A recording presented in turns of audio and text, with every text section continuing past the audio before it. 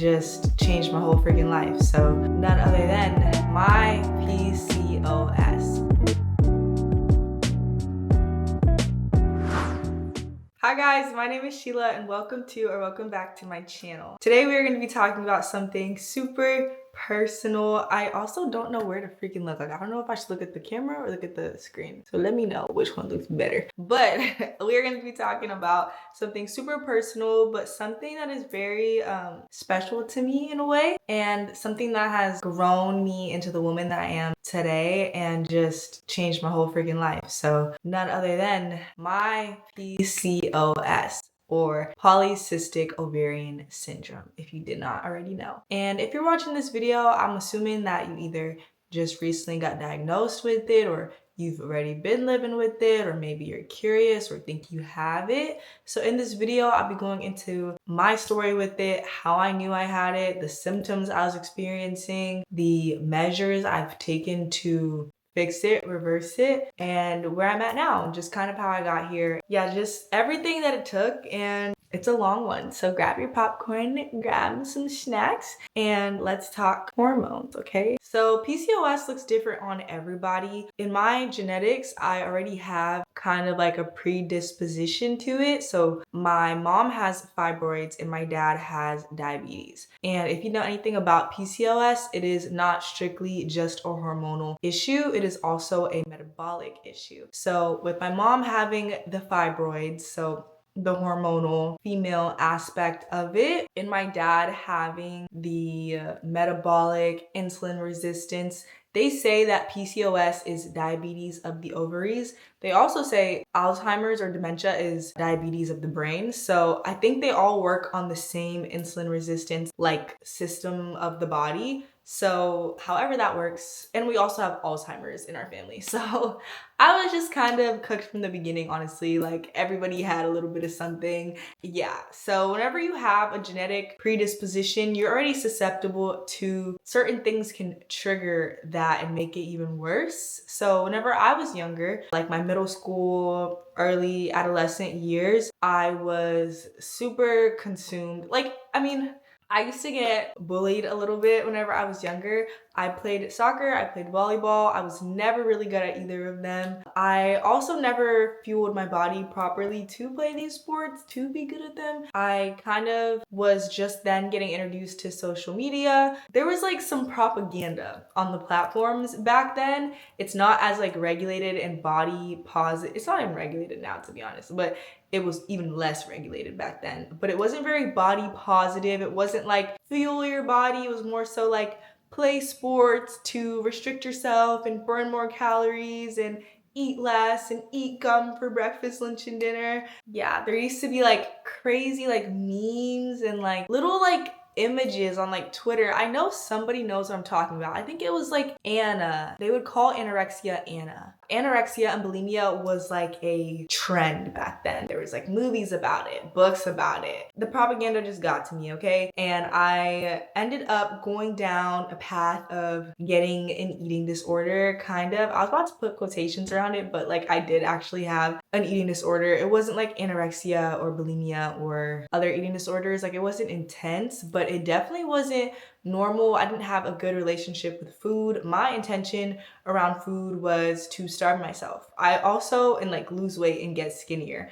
I also went through phases of being vegetarian back then and vegan. I think this stemmed from like me really loving animals. It came from a good place. This part didn't come from me wanting to restrict myself. This wasn't the influence of the negative social media propaganda on bodies. This was genuinely my truth. Like, I love dogs, I loved cats growing up. I've always loved animals, and I didn't want to consume animals. And I had watched a couple documentaries when I was younger. I was just really on the internet too much with not enough supervision, okay? Like, that's what it really all boils down to, because I had watched some documentaries back then. I forgot what they were called. Forks over knives, what the hell? Blackfish was a popular one. There's a lot of really good documentaries on vegetarianism and veganism and the benefits of it. I still don't think that's inherently bad, but however, I was so freaking young. Like I was in middle school, early high school, so I'm not eating lentils instead of chicken. I'm just not eating chicken and I'm not eating lentils, so I'm getting no protein. So the combination of the under eating, the no protein in the diet, poor diet, just all of that did not help with my genetics. Like I already had the predisposition to have something like PCOS or hormonally, and then I wasn't eating well on top of that, so it just like was a bad combo.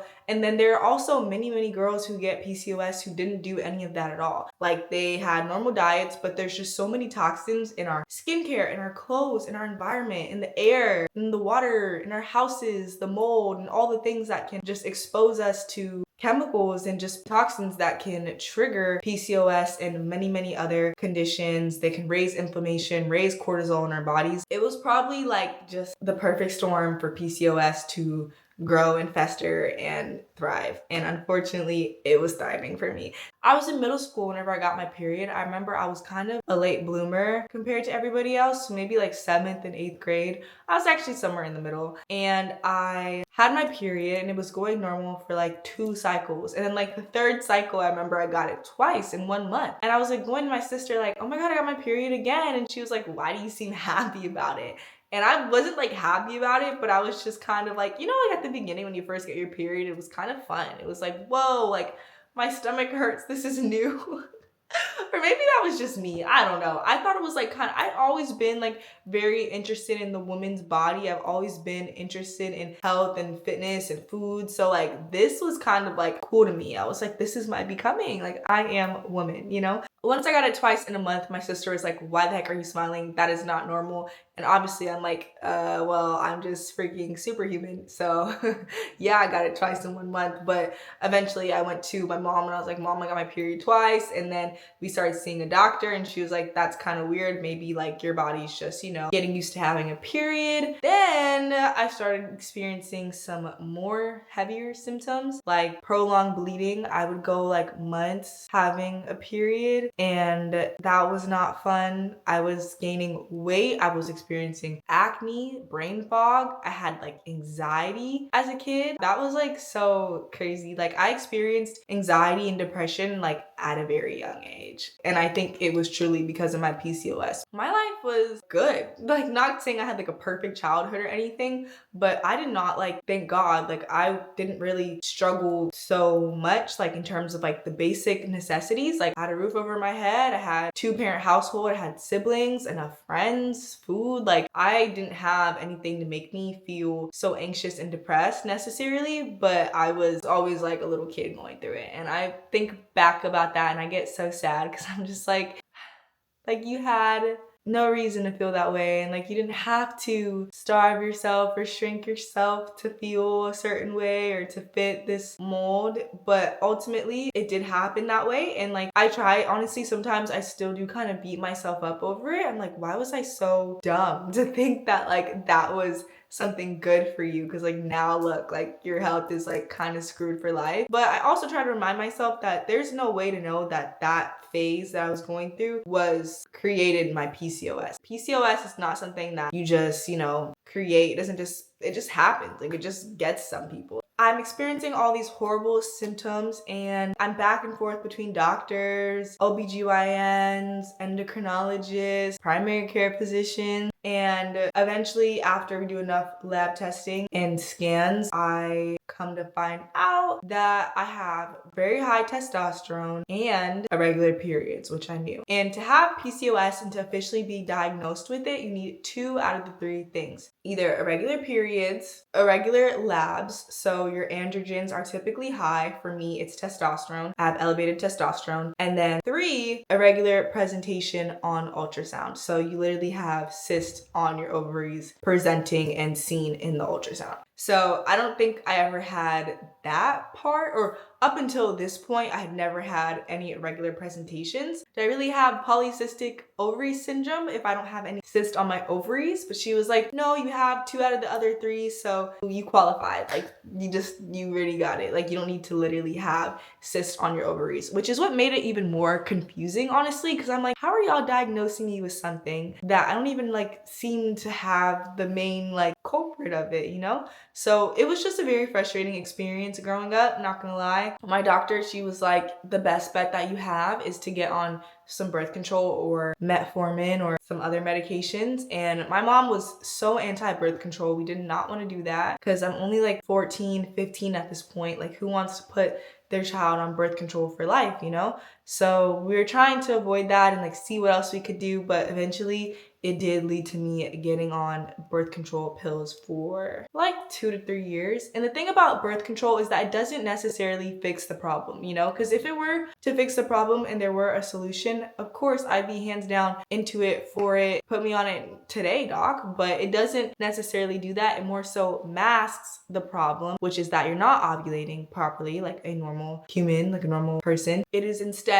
creating a cycle for you. And that's just not really like me. If you know me, I'm a very like natural person. I don't like do everything natural. Like my deodorant definitely has some aluminum in it. But for the most part, I like to take care of myself. I like to go to the gym. I like to eat pretty healthy, move my body, all those things. So to be taking a medication that masked the problem was just not really something I was interested in. But I took it, it helped. It got me through like high school days, middle school days. But at this point, I was like, okay, I need to start integrating some lifestyle changes. And that's whenever I started kind of discovering the gym and like cardio and protein and healthy meals. And this is whenever things started to really change for me, because before that, I had not been eating healthy at all. Actually, I was the opposite. I was starving myself, somehow still gaining weight. Well, obviously, because you can't starve yourself and have that be sustainable. Like, I was ruining my body's metabolism, and I was also going through cycles of restricting and then binging, restricting and then binging. So I wasn't really losing weight, not truly being in a deficit. It was honestly like a learning curve, but I fell in love with the process. And that's whenever I discovered that I can take my health into my own hands, and I'm not a victim of this disease, syndrome, whatever condition, whatever you want to call it. And I just remember feeling very isolated, because it's not something that you typically want to go around saying that there's something wrong with your hormones and it has to do with your down there. And it's very like, I'm saying all that because this is YouTube and I don't want this video to get like restricted. If I was with you in person, I would just be saying what I'm saying with the real terms, but to keep it PG and keep it, you know, out there to the people, I'm gonna like kind of censor. But it's has to do with your down there, and you feel like embarrassed of it, or at least I'm gonna speak for myself. I felt embarrassed of it slightly, and like that I couldn't talk about it. And like I really only had my mom, because my sisters weren't going through this. My dad definitely doesn't understand what I'm really coming from. And luckily both my parents are nurses, so they kind of did. Like I was able to talk to him to some certain extent, but like obviously I'm not gonna go into the details of like the consistency and like what it looked like and how many supplies I went through and everything. Like it's just not the same. But in turn, it brought me and my mom a lot closer, and I'm really grateful for that, because now like I think of me and my mom's relationship, and that's like something I genuinely cherish and I want to have with my own daughter one day. Which sounds crazy. Like I'm only 23. I feel like a kid. Like I can't believe I'm talking about having my own baby, but it's true. Like I really do want a daughter, putting that out there to the universe. And I want to have like a similar relationship that I have with my mom with her one day. And I think that it was just supposed to happen this way, because I would never be as health conscious as I am now. And the ways that I manage my PCOS now is way better. If you don't know, I am a nurse and a personal trainer. I run my own online coaching business, and I just graduated nursing school and got my NCLEX a few weeks ago. So this is like my life's work, you know, like I found what I'm passionate about, but it was only through the pain and the struggle of so many years of something so like horrible. Honestly, like I have such traumatic experiences of bleeding through things in public, or feeling embarrassed with a guy because of something that happened, or getting so stressed out and growing chin hairs and breaking out on my skin like in white hives because I'm so stressed and my body is like reacting. And it's just like, it sucks. It makes you feel less feminine. Like the fact that I have high testosterone, like what does that even freaking mean? Like I'm a girl, like I just want to feel like a girl, you know? Like it made me feel like not feminine for a while. And yeah, it's just it just sucks. Like, it really just sucks. And this isn't to complain, because it's not something that you have to complain about, you know? Like, it's really something that you have to take charge of and take your health into your own hands and do good practices every single day to support your hormones and support your body and fuel it, so that you're not fighting against it and making your syndrome and your symptoms worse. So now we'll get into some of the things I do to regulate my body, regulate my hormones. You can follow me on Instagram at Sheila Abdul to know more of my day-to-day and how I move and what workouts I do, food I consume, everything to do with that, because I kind of document it more daily on there. On here, I try my best to show up on YouTube, but it is not that easy, you guys. This takes a lot of work. There's like 2 fat panel lights, like a camera setup,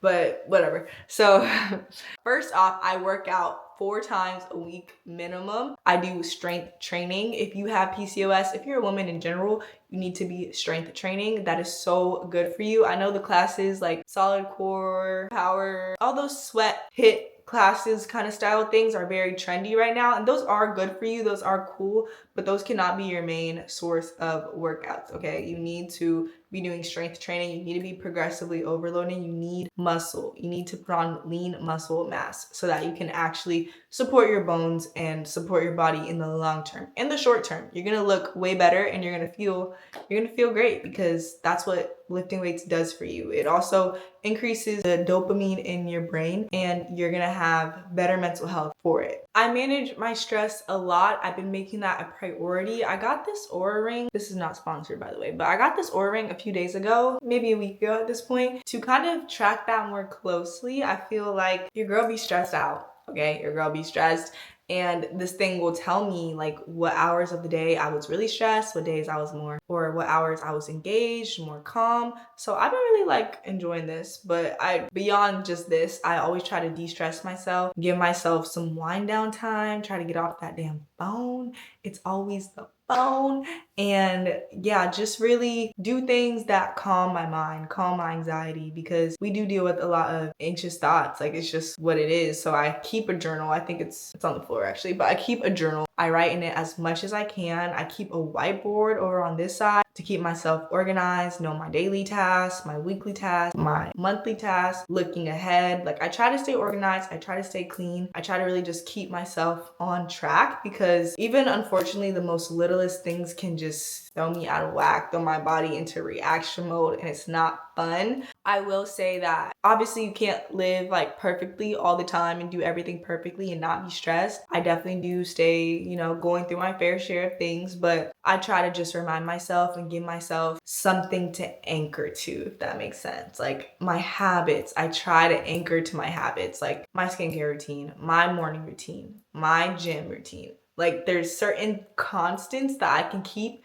in my life to kind of minimize all that goes on in my brain and my body all day, okay? So hope that makes sense. I do regular checkups with my doctor. I also take a tea supplement from Tanzania to kind of regulate my body. I promise y'all, I've tried everything to regulate my body and it hasn't truly been successful. Like, the only thing that has helped me other than the birth control was this tea. So I drink that tea every single day. If not every single day, then for sure around the time that my period is late or I know it's about to come, because it lessens my symptoms and it also literally brings my period on. And that's kind of the thing that I've been struggling with more in the recent years. Like, in the beginning, it was the fact that I'd get my period all the time for prolonged amounts of time. And then as I grew up a little more, it became that I would just not get my period. That's what I do to help me with that issue, which is my biggest issue of it all. But I will soon be bringing that tea to you guys too, so that we could share the resources with each other. So I'm gonna be bringing that to my people, to my channel. So stay tuned for that. I've also created a PCOS broadcast channel on my Instagram that you can join, because I also found that talking about it and sharing resources and sharing things with each other is such a game changer and is a major way that we can kind of form community around something that we all go through, whether or not you have PCOS. Like, if you just have hormonal issues of any kind, because there's so many issues that women we deal with and we struggle with. Like, I know people who have hyperthyroidism, Hashimoto's, like all these different kinds of diseases and syndromes, and it's just not fun to go through it alone. So I created a broadcast channel on there called Sister Society, so you can kind of talk more about that. So you should join that too. But yeah, definitely something that I do, and even just being open about it online and like finding out that so many of y'all also deal with this and struggle with this has been very inspiring and making me feel like I'm not just the one person that I know that has it, because I barely know no one around me really has it. So my advice to y'all is to always trust yourself, always listen to your body. If you feel like something's wrong, go get it checked, go see the doctors that you need to see, go get the scans, the labs, the blood tests. Don't ever ignore anything. I can be such an avoidant whenever it comes to my health. Like I used to, at least, and I would not get scans done because I don't want to know the results, and it would build up this anxiety and I'd be nervous. But I've learned that it's just so much better to know what you're dealing with and then start taking the steps in the right direction to heal yourself, heal your body, and ultimately live without that fear and that worry that something's wrong with you or that you're avoiding something in your body. Like, it's not a good feeling. It's not fun. Down below, I'll link everything that I talked about and some more resources for PCOS. Thank you so much for watching this video. I know it was a little bit longer, but I want to make more videos about PCOS. I want to talk about women's hormones. I want to really be an advocate in this space. So thank you so much for watching and tuning in, because this is just the start of something so cool and something that I really feel called to do and feel is part of my purpose in this world, on this planet. So thank you so much for watching. I'll see you in my next video. Bye.